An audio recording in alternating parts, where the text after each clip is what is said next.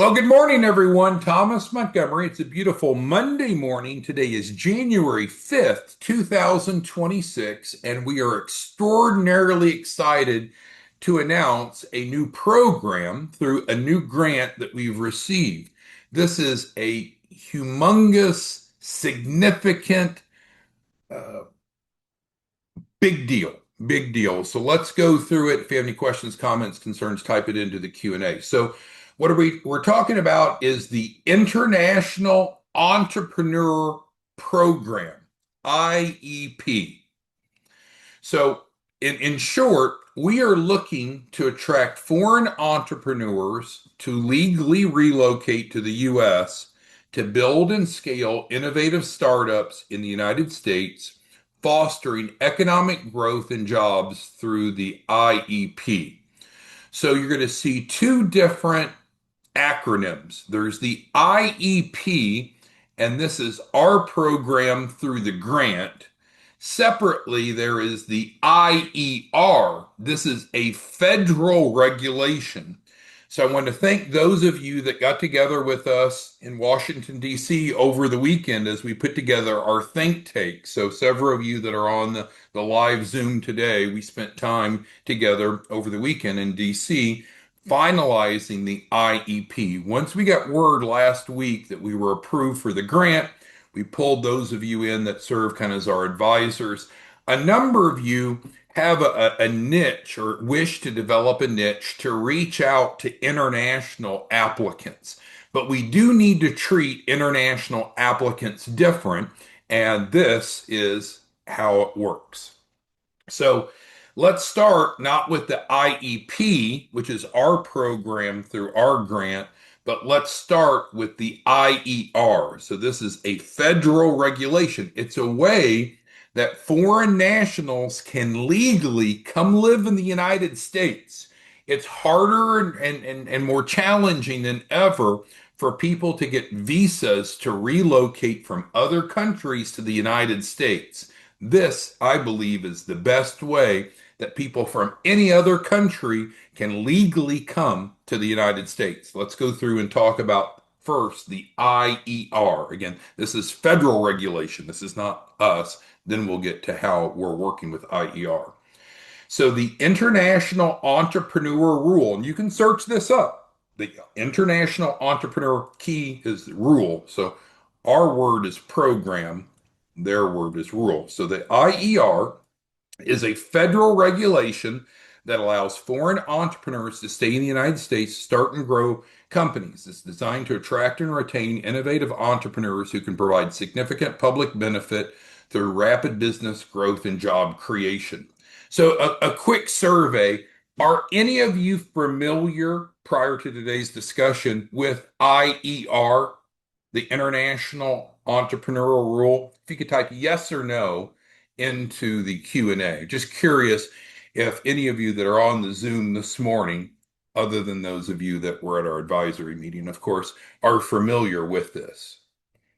Because I know that a number of you have come to us and said, hey, what can we do to help foreign nationals, people that do not have social security numbers, that want to start and grow a business? And Rod knows this. This is huge. This isn't just helping them get a business. This is helping them and their families legally relocate to the United States. This is huge, changing people's lives. So let's go through and talk a little bit more about the IER, which is the federal regulation. Make sure we're all on the same page with it. And then we'll talk about the IEP, which is the grant we received to facilitate this process.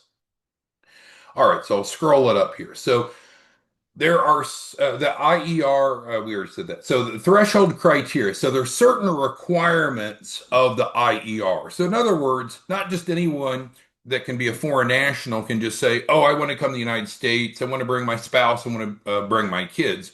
There are requirements. And that's why we built the IEP to meet those requirements. But let's go through with some of the key elements of the IER. So this means that these folks are coming to the United States but they have to work for their business. So they're not coming here to work somewhere else for Microsoft or do any other thing. They have to work for their business. So they're coming as an entrepreneur. And this is different. Frankly, we've got a lot of US clients that they really don't even pay attention to their businesses. And I don't want to be negative, but we see a lot of clients come to us, they get a shelf corp and they spend no time or attention on their shelf corp.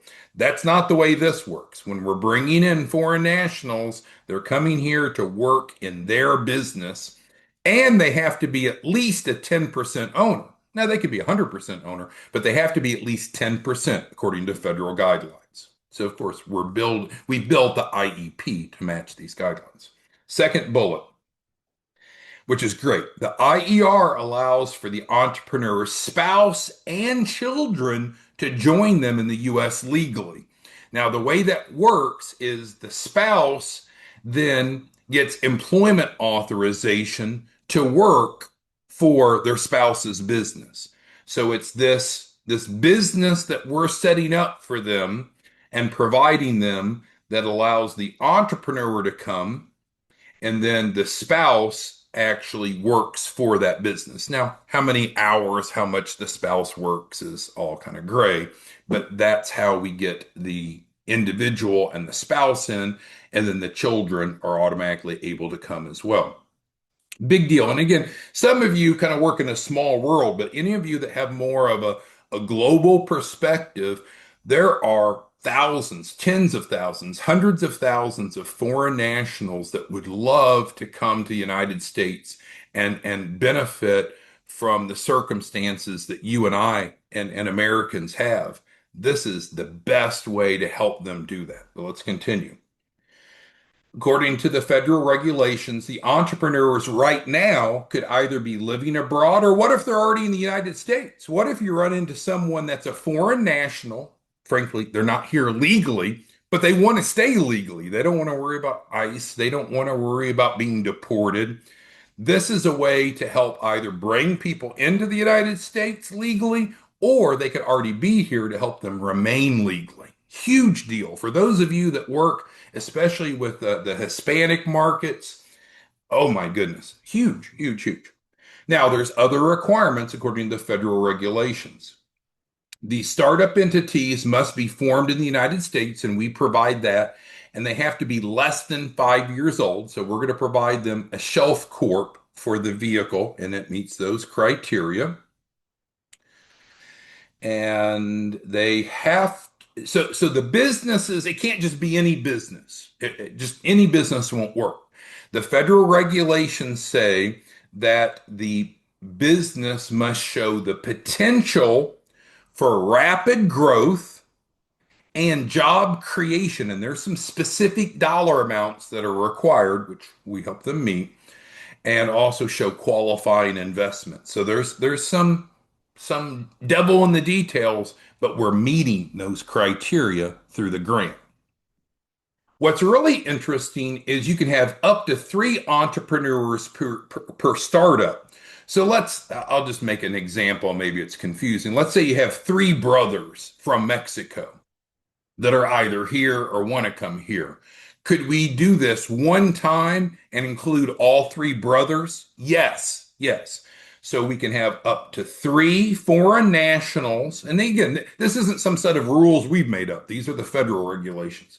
So we can have up to three entrepreneurs. Each must own at least 10% and can participate under this model where they can be here legally, their spouse and children can be here legally. This is huge. And again, I don't know how big of a deal you think this is as we're going through it. But if you have more of a global, more of an international approach, this is incredible. Also, what's great is there are no excluded countries, and that's rare, right? When you look at other types of visas, which is the last bullet, there are some countries people cannot get visas from anymore, or there's increased scrutiny for some countries versus others. With the IER, equal footing from any country, no restrictions. So I'm going to talk about our grant in just a moment, But with this, what feedback do any of you have? Do you see much of an opportunity to help people, to help foreign nationals either come to the United States or stay? Do any of you have any type of outreach to foreign nationals? If you can give me a quick response, yes or no. Is this something that fits within your interest and within your sphere of influence? Mr. Francis says, absolutely, looking for others. Tajani asks if they are here legally.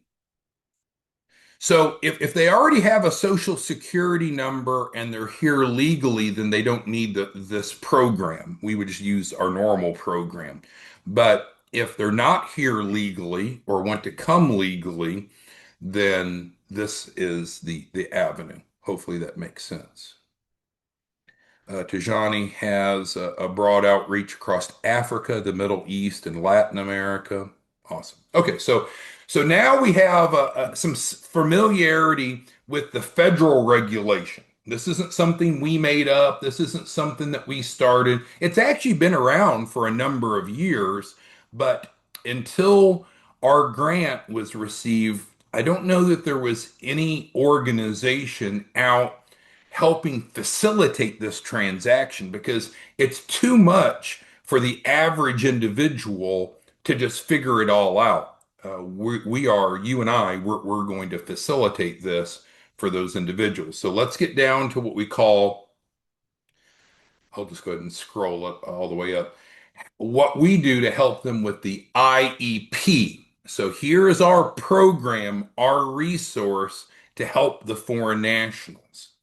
So, first thing that we do is we provide the business to the entrepreneur. So they have ownership, qualifying ownership. And there's no surprise. There's not something different. We're using our shelf corps, as the little logo says up here. So we're going to provide one of our normal shelf corps as the business, and then we're going to get ownership into their hands. They typically won't be 100% owners. And you might say, oh, that's a disadvantage. Actually, it's not the way that this needs to work. Rarely will they be 100% owners. There could be provisions in place where they could become 100% owner, but usually there's a benefit of having a U.S. citizen as at least a partial owner. And that can either be us, or as I get to in a few minutes, that could be you, and you could be a partial owner of all these businesses. But we'll get to that in a moment. So, what do we do? First thing is we're going to provide them the business, because if you don't have a business, a qualifying business, then it doesn't work. Second, of course, with the business, just like we've always done with the Shelf Corp, we're providing the entity, the business plan, the financial projections, and these financial projections are freaking huge. To qualify for the federal regulation, we have to show the federal government that there's going to be significant economic gain and that we're going to be hiring people, hiring at least 5 employees. So the projections matter, and those come with the Shelf Corp already. And so we're providing the Shelf Corp with the normal deliverables there. There are some investment requirements to qualify under the federal rule, and then we're facilitating that. So we're going to provide each of these businesses $1 million of investment. Now, this is not a loan. Loans do not qualify. So this isn't about going to foreign nationals and saying, hey, come get a Shelf Corp and we'll help you get a loan. That's not the prop. If they want funding, that's fine. But that's not the proposition. Proposition is using the model that you and I have had with a few tweaks to be able to facilitate allowing foreign nationals to either come to the United States with their family, or if they're already here, stay legally. So we provide a US based equity partner. And so I know a lot of you kind of think simply. And so you might say, well, if they're not 100% owner, that's no good. Well, for this type of model, they typically wouldn't want to be 100% owner. We really need to have someone that is a US based equity partner involved. That does not mean that they couldn't be bought out later, but we need a U.S. equity-based partner. And again, that can either be us or you. So if you're out spreading the word, take Mr. Francis. I bet Mr. Francis will bring in, as he stated, 5 new clients this month into the IEP. It's his choice. If he wants to be the US based equity partner, bam, he's got it because he facilitated the deal. If he says no, he doesn't want to be the equity based partner, then we'll provide one in 100% of the circumstances. And there are filing fees. I know a lot of you think, well, if it costs some money, it's got to be a scam. Well, that's bullshit thinking, right? So the government charges well over $1,000 to file for the IER. That's not us marking it up. It's not our fees. There are costs to do these things. We will, through our grant, we will cover that government filing fee if they're using our program. So, with that being said, I think we've clarified or at least introduced what's the IER at a high level. We have introduced essentially how we've taken our current resources and melded those, adjusted those to work for this purpose through the IEP. So then those of you who are affiliates, current or prospective, you might say, well, what's in it for you? Why would you want to go out and spread the word? Well, if you know any foreign nationals that want to relocate to the US or stay in the US if they're already here, it works the same. So it doesn't matter if they're here now or not here now. You can generate, and there's some key words here that many of you that are more sophisticated like. You can generate perpetual passive income. What do I mean by that? That sounds too good to be true. No, because you would be, if you want to be, you don't have to be. If you want to be the equity partner assigned to the business, then you're a partial owner, right? What has Warren Buffett done? What have great investors done? They own small parts of lots of businesses, and then they share in the profits of lots of those businesses. Now, a pessimist might say, well, are these businesses going to be profitable? They damn well have to be. Again, and I don't want to ever, I'm a US citizen, so I'm not saying that foreign nationals are better than US entrepreneurs. But in many cases, we work with US entrepreneurs that are fucking lazy. They'll get a shelf core, and the thought of making money, like, well, I don't want to do that. Just get me some debt. But when we work with foreign nationals, it just seems so often their work ethic is just so much different than the average Americans. And to meet the rule, the federal rule, the business has to be real. It has to be real. It's not some bullshit piece of paper. It has to be real. It has to be operating. It has to be profitable. So that's the goal of businesses anyways. Just we work with a lot of people that somehow don't get it. These people get it, which it's awesome to work with them. So, with that being said, what's in it for you? If you want, you can assume an equity position. Don't have to. If you do want to refer folks in, your first steps to become an affiliate, simple and free. It's right on 509pacific.org. And many of you that are on the Zoom already have.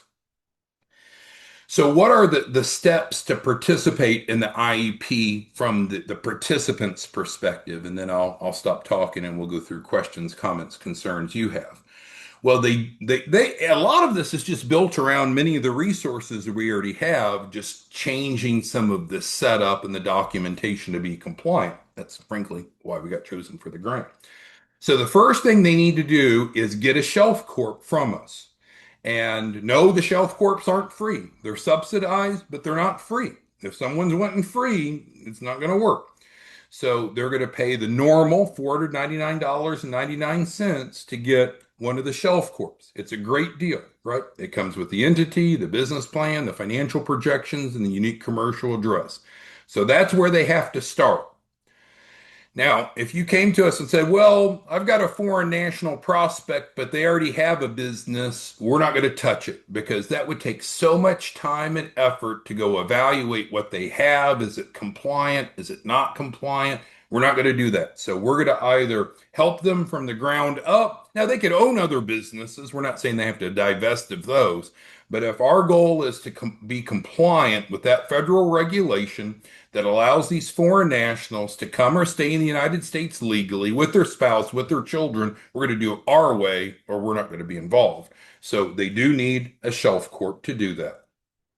Any questions on step number one? And that's normal. That's no different than US based entrepreneurs. If they want a shelf corp, they come to 509 Pacific with the grant it's subsidized, they pay 500, and within 7 days, they'll normally have everything in their possession. Okay. So now we move from we've got the participant in the IEP, we've got their entity. Now we need to go ahead and then do the rest of the work, really where the rubber hits the road, quite frankly. So we're going to work with them to operate that business. The business has to operate. Again, I know this is dramatically different than what a lot of you see with a lot of your clients. You have a lot of people that get a shelf corp and they sit on their thumbs like, I'm not going to run my business. No, no, no, I'm too busy. Well, no, not with the IEP. We have to run the business. We have to run the business. We have to run the business. And that makes sense. Businesses should be ran or why have the business? So we are going to operate the business. We're going to work with them to do that. They'll have their U.S. equity-based partner that is key in that. And if you refer the client in and you want to be the equity partner, great. Doesn't cost you anything. We're not trying to sell you something. But if you want to be in that capacity, great. You're going to be instrumental for A. If not, we'll be happy to do it. We're going to facilitate the $1 million investment. We're going to transfer over because, again, we have to meet these federal regulations. So this isn't just, oh, this sounds cool. It's what do we need to do to meet those regulations? So we're going to provide the $1 million investment. Is that free? Because if it's not free, it must be a scam. No, it's not free. Most things in life are not free if it has value. There is the normal 1% transfer fee. There's a 1% transfer fee. Now, let's say that you have a foreign national that says, well, I don't have 499 or I don't have the required investment for the transfer. Then what did we say earlier? Well, we can have up to three entrepreneurs per startup. So let's say it's Tijani, and Tijani has three prospective foreign nationals in Latin America using his comments from earlier. Well, yeah, he could split it with them three ways. So they split the 499 three ways, and then they split the asset transfer fee three ways if they want, or two ways, or one way. But these are necessary costs. We are going to pay the government filing fee. We do have the grant that helps, but it's not free, and you shouldn't expect free. And then we'll assist them there forward. So with that, let me make this a bit, and again, 509pacific.org is where everyone gets started. But let me shrink this down a bit and let's get to questions, comments, concerns that any of you have. All right. Rod asks if the prospective foreign entrepreneur is single. That's fine. Yeah. So they don't have to have a spouse. And I should have clarified that. So, no, they don't have to have a spouse. They don't have to have children. That's not a prerequisite. I was just clarifying that the federal rule is awesome. It allows the entrepreneur to come or stay in the United States legally, but they don't have to leave their family somewhere else. They can bring or keep their spouse, bring or keep their children with them. So it's not a requirement that they have a spouse or children. Sorry if I left you with that impression. Tijani's asking about funding. So this can be certainly used for funding just like our normal process. But I would argue the primary purpose of this is to help people get or stay in the United States legally and earn a great income. So it's a little bit of a different approach. But yes, we could then turn around and get funding. Absolutely. Absolutely. Rod says he's going to focus on the healthcare and construction industries. Yeah, it doesn't matter to us what industry, but the model is set. The IER has been around for about a decade. It's well established, and there's been relatively low participation in the IER historically because navigating the process has been too much for a lot of these folks. That's why we applied for, received the grant through our 501c3, and that's where the IEP, sorry that kind of got distorted there. That's where the IEP comes into play.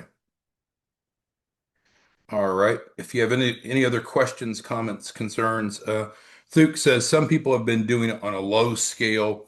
Yeah, it's been a very low scale. If you look at the statistics, very few people have been participating in the IER over the past decade, and that's why we wrote up the grant and was awarded because we want to increase that significantly.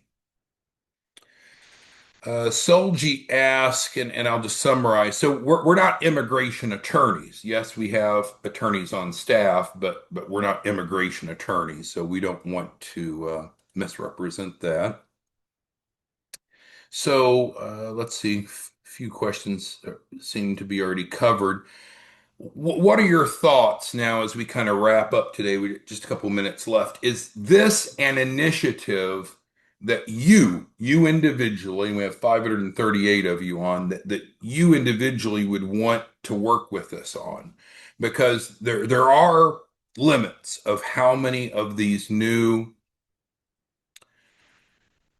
models that we can create based upon current staffing. We're looking at starting by doing our first 10 in the month of January.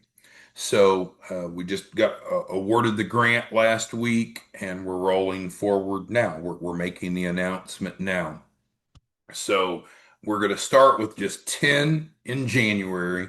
So if you want to bring one or more of those 10, what do you need to do? Well, first, that we would ask that you be an affiliate, which is free and simple. Many of you already are. If you're not, go to 509pacific.org. And then, just as these steps state, we have to start by getting them an entity because nothing's going to work if they don't have a qualifying business entity. Nothing else matters. So that would start with them going to 509pacific.org again, and there's a spot for them to get the Shelf Corp. The Shelf Corp does have a required investment. It is grant subsidized, it's not free. And frankly, the way the federal rule, the way the government set up, it's not meant to be a welfare program. And that's not the way entrepreneurs think, right? You have some people that they just want free. Anything free, give me. But that's not the way entrepreneurs think. Entrepreneurs say, hey, give me an opportunity. Give me the resources, the skills, the potential to go solve other people's problems. So the government, the program, the grant, it's not going to be free. It's not free. It's not needed to be free. And so I know that that could filter some people that would otherwise participate. But, and I hate to even make this example, but if you look at what Mexican nationals often pay to come to the United States illegally, to bring themselves and their families to the United States, and they're not even here legal, they're paying oftentimes a fairly equivalent amount, and they come here with no ability, normal legal ability to earn income or to have security of being able to stay legally. So again, I know some of you, this is just beyond your scope, beyond your interest, and that's okay.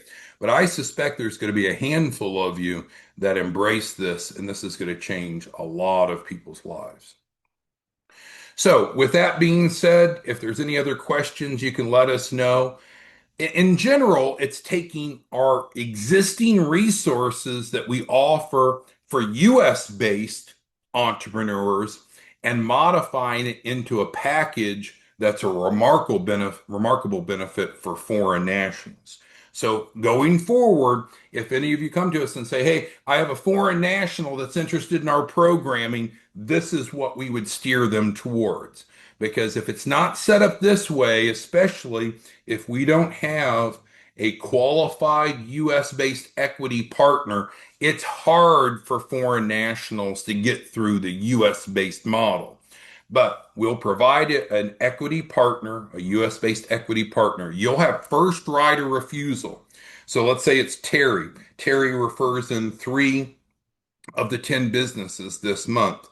And so with that, Terry will have that, whomever refers them in will have the opportunity. Do you want to serve in this role? If so, great. If not, we will provide that 100% of the time. No, they don't have, and that's the question it looks like that. Danny's asking, do they have to go find their own equity partner? No, we will provide that. Now, I guess if they want to bring one, that's okay, but most of them don't have it. It's turnkey. Rod says as soon as he's registered, well, you're registered, Rod. You're an active affiliate, so uh, there's not some hoop that you all have to jump through. It's just you understand it now, hopefully well enough. You simply need to introduce it to those that you care to introduce it to. And you can share this video with them if you'd like. And then from there, they need to go to 509 Pacific. And we have to start with one of our shelf corps because we have to have a qualifying business. Now, I'm not saying that the government requires them to get a shelf corp from us. I didn't mean to insinuate that. But in our program, what we're administering, we don't want to go figure out somebody else's setup and what's there and what's broken. Will it work? Will it not? We're going to do it this way. So anyone that wants to use our program will follow these steps. If they don't want to use our program, they can do it on their own. Tijani asked, does this work for Canadian citizens? Absolutely. Yeah, yes. Literally, and I meant to mention this earlier, and maybe I didn't, Tijani. There are no restrictions on country, no restrictions. So you can't give me some country to say, would it work for Canada? Would it work for Mexico? Would it work for Ukraine? Works for anywhere else. I see. Yeah, Danny's asking a question. It's actually what I want to get to. So it does not require them to relocate here right away or at all. And Danny picked up on that. So it's not a prerequisite that they have to relocate themselves or their family full-time or even part-time to the United States. So it does provide them the ability, which is the motivation for most of these foreign nationals, is to be able to legally live in the United States and participate in this great country that you and I do, but it is not a prerequisite. Thank you for pointing that out. Franz will do this question and we'll end. How many different families can pool together? Well, it's a mathematical formula. The federal rule says we can have up to three entrepreneurs. So that's the answer. So per company, we can have up to three entrepreneurs, and they don't have to be related. They could frankly be strangers if you wanted, but that would be a less natural fit. But we can have up to three per startup. But it doesn't have to be three. It could be two, could be just one. But someone's going to have to foot the bills to make this happen. So you're looking at 500 to get the process started, and then we're looking at 1% of the million investment necessary, 10,000. So they're going to need to be able to bring together 10,000, we'll say at 500. If they don't have that, they're not going to qualify. You could either split it multiple ways, you could front them the money if you want, but it's specifically that's what it's going to cost. With that, we'll provide the deliverables we promised, and also we're going to pay the government's filing fee. Our very last question. Tijani's asking about other family members, like parents. No, that's not the way the rule's written. And this is a federal rule, so we don't have the ability to change it. The federal rule is as stated. It allows the entrepreneur to be here legally, to come or stay legally, allows their spouse to come or stay legally, but we would set them up as an employee of the business to comply, and allows them the children. But no, this doesn't apply to their parents, but we could do the same thing for their parents, right, Tishani? We could take their mom or their dad and do the same project. But what I've stated here is accurate to the best of my knowledge. You can certainly look up IER if you want. It's a federal regulation. But this is a great, great, great opportunity to help people and to build your wealth concurrently. Let's take we've got 537 of you on here now. Let's take John Stockton, one of my favorite guys up near Milwaukee, if I recall, or between Chicago and Milwaukee. Let's say we could take John Stockton, smart guy, and let's say that by the end of 2026, he could be a partial owner of 20 companies. 20 companies that he is a partial owner. He's helped the foreign national entrepreneurs with these benefits, but now he's like a little mini Warren Buffett. He's getting profit distributions from company one every month, company two, three, four, five, six. He's essentially sitting as on the board of directors and just bringing in cash flow. So some of you can only think of, well, I should get paid hourly. That's the way people do. Well, most successful people don't work on an hourly basis. What you want to do is own. You want to own income producing assets. And this is a way that you can own income producing assets working with others. You have zero out of pocket expense, there's no cost to you. You can be that US based equity partner, sit on their board of directors, and generate passive income that, as we stated, is perpetual in nature from that business. All right, thanks everybody. Sorry we ran long. We'll see you back tomorrow morning. If you need help, let us know, but don't overcomplicate it. It starts here. If you have a foreign national prospect and they won't do this step, nothing else matters. Nothing else matters. It has to start with this step. If you want to do this for them and pay for their shelf corp, I don't care. That's not a prerequisite. They don't have to pay, but someone's got to get a shelf corp so we can do the rest of this. Someone somehow needs to go sign up and pay for the shelf corp, then we can fulfill the rest. Thanks, everyone. We'll see you back tomorrow morning. Appreciate your time. Bye bye.